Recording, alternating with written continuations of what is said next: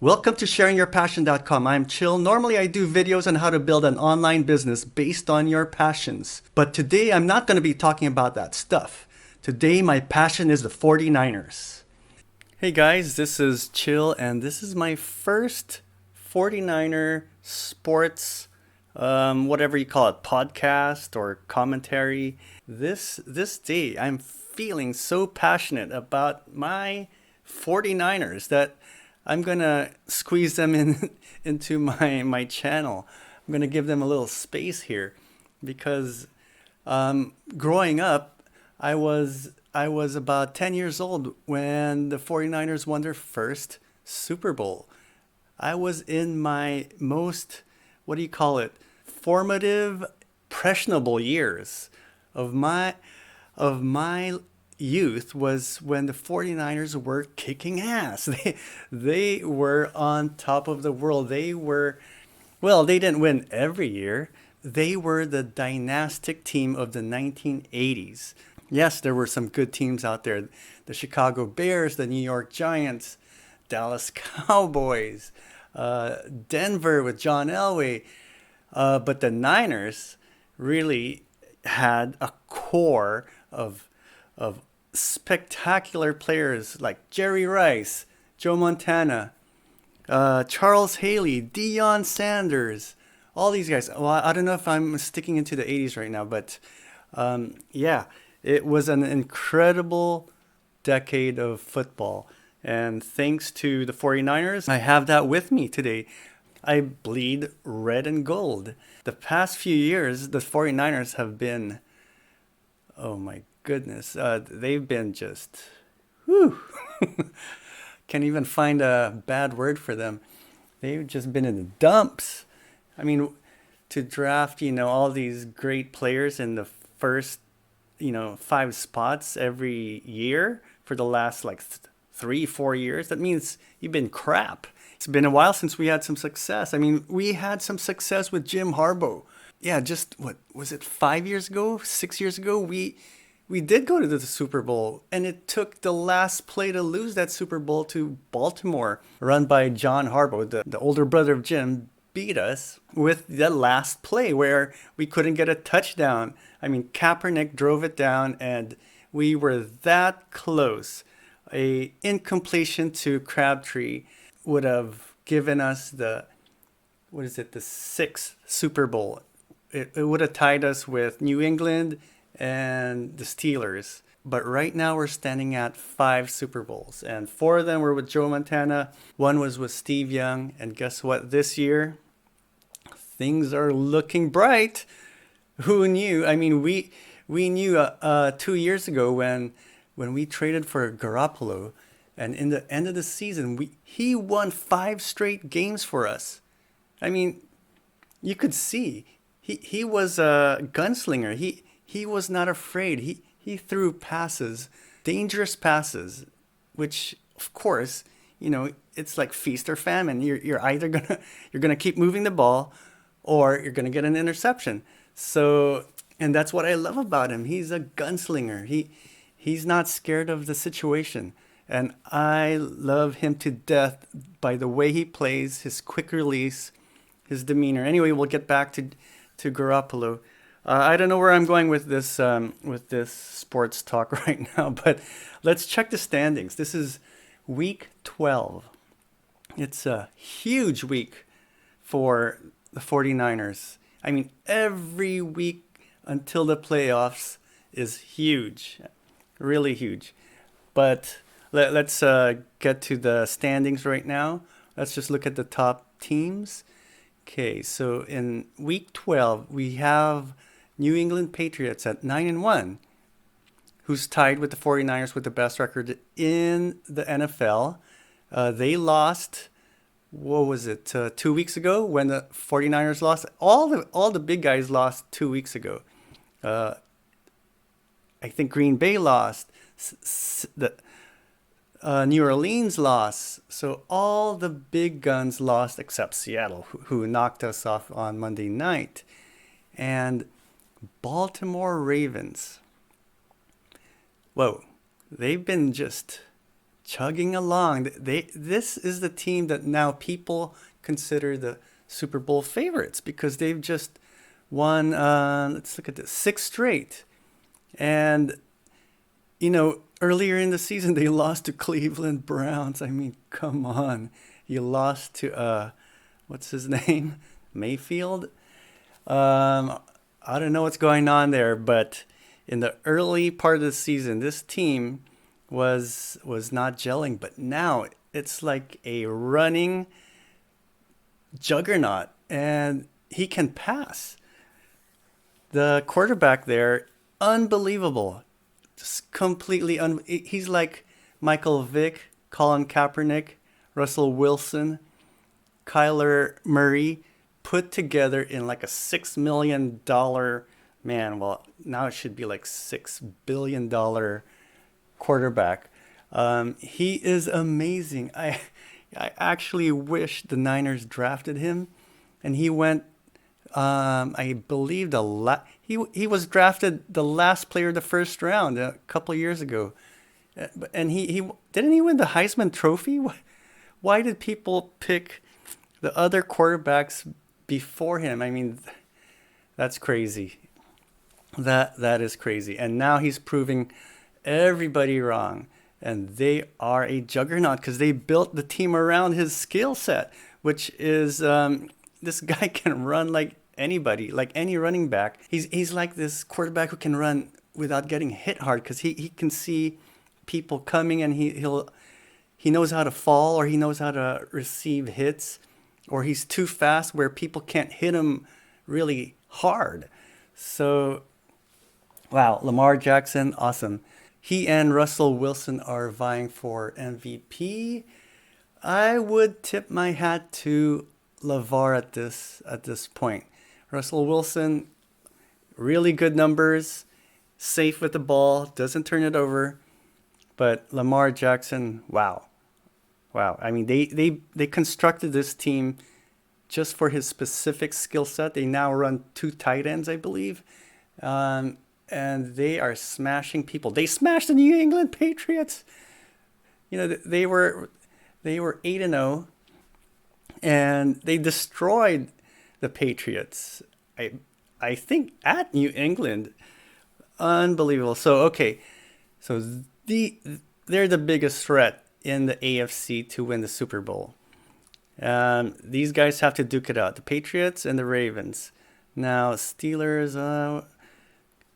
Houston Texans, okay. Yeah, these guys are inconsistent. Kansas City, Mahomes, the current MVP, he's amazing. He's another guy. Like, why didn't other teams draft this guy? He was like the Aaron Rodgers of this, short generation. I don't know how people missed out on Patrick Mahomes. Whew, he is a good quarterback. He's just really savvy. The Raiders are sneaking up on people. They're now at 6-4. Chucky, my man. I don't know. He's got some kind of recipe to get these Raiders going, and yeah, that's great to see, to have another Bay Area team doing well, and hopefully they can get into the playoffs. Let's see. To get into the playoffs, if they can't beat the Kansas City Chiefs to the top spot in the AFC West, they'll have to beat out the Colts. That's pretty close. Titans, nah. Pittsburgh, well, they got a little edge there. The Buffalo Bills. So it might be the Bills and the Raiders coming in as wild cards in the AFC. Let's now head on to the NFC. We've got the Dallas Cowboys. These guys are inconsistent. I mean, their offense is really good. Dak is pretty good. His little dance thing. Eagles, not approaching their preseason, expectations. Okay, these are the trash of the NFC. Okay, this is the Green Bay Packers, 8-2, and Minnesota Vikings, 8-3. Wow, these guys are really duking it out for the NFC North. The NFC North and the 49ers conference, and the NFC West were two of the most competitive, what do you call these, conferences or divisions? And now the NFC West has been pulling away a little bit because the Bears and the Lions have been losing. The Rams have been winning a little bit more. And the Cardinals are no slouch. So now we have the Packers and my Niners meeting up this Sunday night. It was a flex game, meaning this was just a Sunday regular, probably 1 o'clock game, but because of the implications with the playoffs, they flexed it. They made it a flexible schedule to make it a night game. So all the eyeballs in America is going to be watching this game. And let's see. They're 8-2, the Packers are. They are 3-1 away. They're playing at not Candlestick, but at Levi's Stadium. Points for 250 against 205. They've only beaten opponents by 45 points over 10 games. So they've won by an average of 4.5. And they've won one because they lost that one game to the Chargers a week ago or 2 weeks ago. And the Niners, here we are sitting at 9-1. We could have been 10-0 had our kicker just made that field goal in overtime. But oh well, he's a rookie kicker.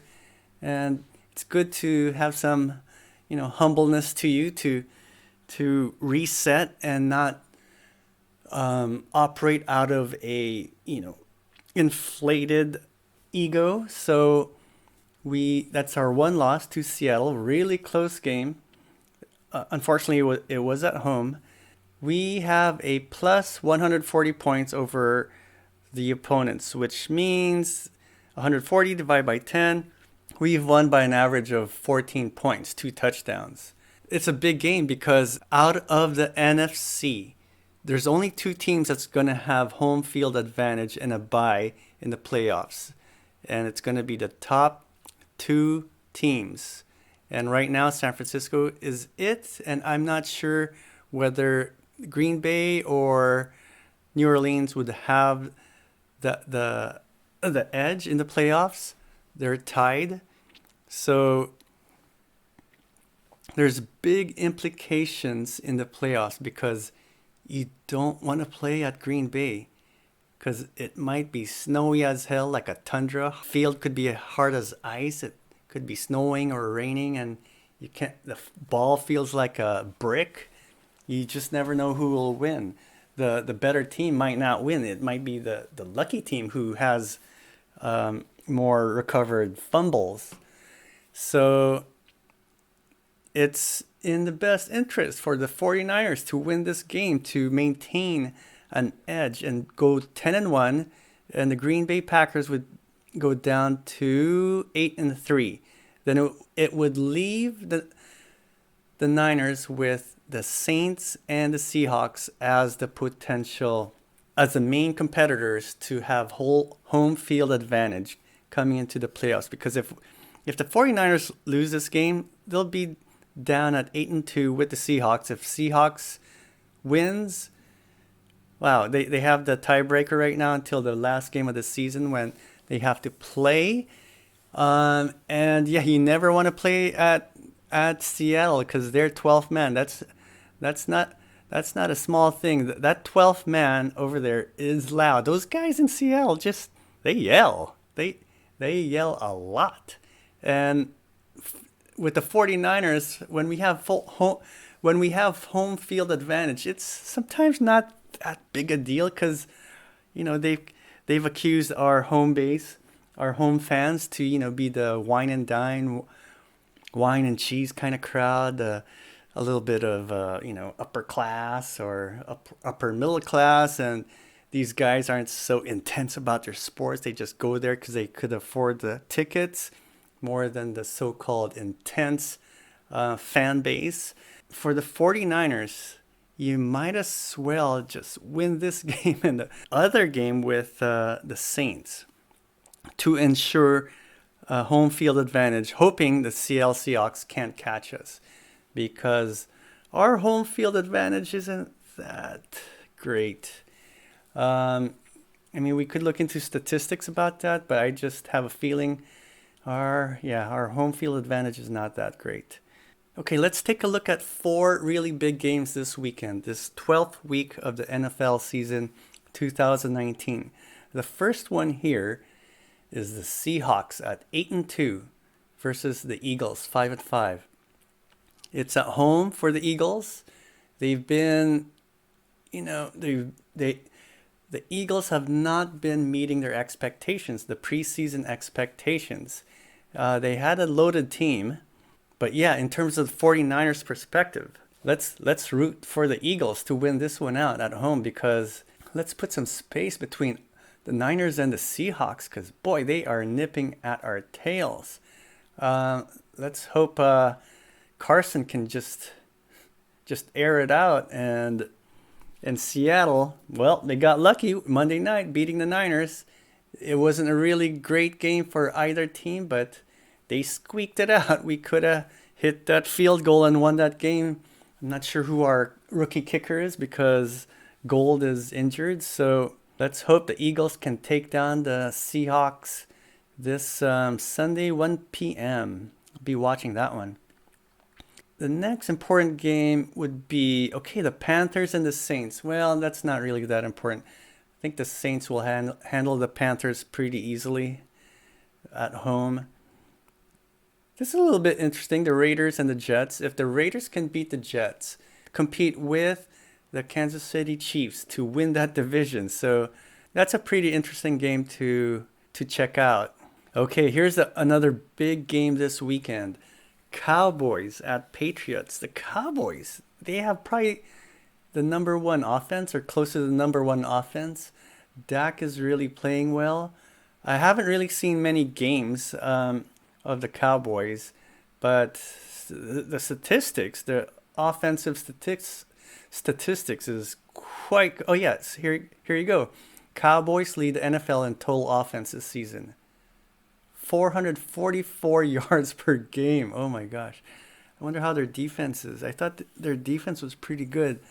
And New England has, I believe, the best defense. It just edges out the 49ers in some statistical categories. So this is going to be a good one. It's at the Patriots. Who do I think will win? You know what? I think the Patriots, being 9-1, and when they were 8-0, they were winning with a lot of luck. They had by far, I think, the most turnovers, and turnovers are kind of lucky. Just the way the ball pops up, or somebody taps it and it just sits there. The Patriots had so many of those fortunate turnovers that gave their defense their statistics, and their defense scored a lot of points as well, and put their offense into really good situations. So early in the season, I thought, man, these Patriots, they're so lucky with when it comes to those turnovers. Later on in the season, when that luck is gone, well, they're going to see different results. So the Patriots, they got slammed by the Ravens, and I'd say they nearly lost to the Eagles last week. The Eagles just couldn't get it done. It wasn't really about the Patriots winning that game. It's just the Eagles didn't do enough. So the Cowboys, they're starting. They have a good chance. I'd say the Patriots win because they're at home, but boy, the Cowboys can really do some damage up there. Okay, next game. Okay, here's our game. Packers at 49ers. You know how I feel. It's unfortunate we might not have Kittle. All these guys are game time decisions. Kittle, probably the best tight end in football. Sorry, Travis Kelce.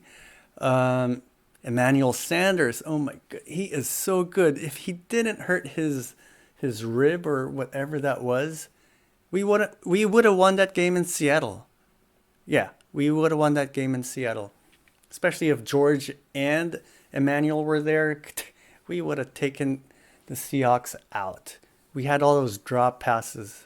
Come on. Joe Staley, he just got back and he broke his finger on that same night he came back in Seattle. Yeah, he wasn't ready for Jadavian Clowney. And McGlinchey, yeah, he wasn't that great as well first time back, but he did well last week. I'm just hoping with whoever replaces Staley that we can run the ball better, and Packers are not known for their run defense, so let's get that run game going with the Packers. And who else are we missing? We are missing D Ford on the defense, so we're no longer a ferocious 4. I guess we're just down to 3. Bosa, DeForest Buckner, and Eric Armstead. I used to think Eric was kind of... Why did we spend a first round draft pick on him? Don't get me talking about number 3 pick Solomon Torres. Who picked that guy? Sorry, Solomon. I mean, you're like a third round pick, but yeah, you impressed somebody in the Niners to pick you number 3. Oh my gosh! If I just looked at that draft and who we could have had at that spot, no, we wouldn't have picked Trubinsky, but we could have had Lamar Jackson, I think, as a backup if we still had Garoppolo. Can you imagine that if we had Garoppolo and Lamar Jackson? If one of them goes down, we have the other. Oh, don't get me started. Anyway, yeah, Niners. It's going to be tough to win because all the injuries, and hopefully Breida plays. Come on, Goodwin, you catch some balls now. Get back to your role as being the number 1 when you were last year or 2 years ago. Pick up the slack. But the other receivers, yeah, don't drop those passes in those crucial times. You can drop it in non-crucial times. Let's move on to... this is a big game too. Ravens at Rams. If the Ravens can win, they'll just be, right up there with New England as the top 2 teams in the AFC. But if the Rams win, the Rams will go 7-4. They might have a chance to make the playoffs. Can you imagine 3 teams in one division making the playoffs? That means all the wild card spots would have been taken by the NFC West for the NFC. So watch out for the Rams, and the Niners have to play the Rams again. Grateful that the Niners are back. They are significant again. It's been a while since the Harbaugh years, about 5 years ago, where we had 2 chances. We were in the Super Bowl. We just needed one more play to beat Baltimore, and the next year we got to the NFC Championships. I believe we had a lead against the Seattle Seahawks, and we blew it. Oh yes, Richard Sherman deflected that last pass that would have won it for the Niners and took us to the Super Bowl. And I think we could have handled business in that Super Bowl, just like Seattle did. But Richard Sherman deflected the pass and was intercepted by whoever that was, Maxwell, on that pretty much the last play of the game also. Actually, those Harbaugh years, the main thing that we missed that would have taken us to the Super Bowl and won it was Delaney Walker. We had the best linebackers. We had Justin Smith on the front line defense. We had a good defense. We had Patrick Willis and Navarro Bowman, possibly the 2 best linebackers ever, or can compete with any tandem in history. We had Colin Kaepernick, the modern day LeVar Jackson. Of course, Michael Vick was before Kaepernick, but Kaepernick took it to another level with his passing as well. Had Delaney Walker not gone off to, where did he go? The Titans?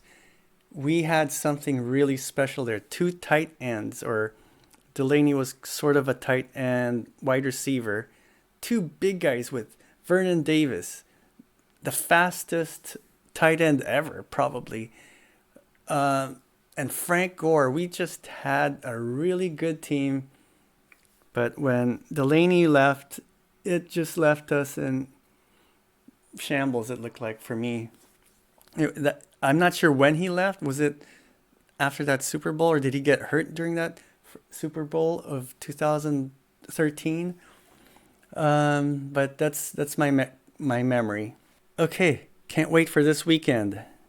Catch you guys later. Thanks for hanging in there. Subscribe if you want to learn about building an online business, because that's the main objective of this channel. And I'll also be chiming in about the 49ers, especially in this crazy, wonderful, awesome year of the 49ers.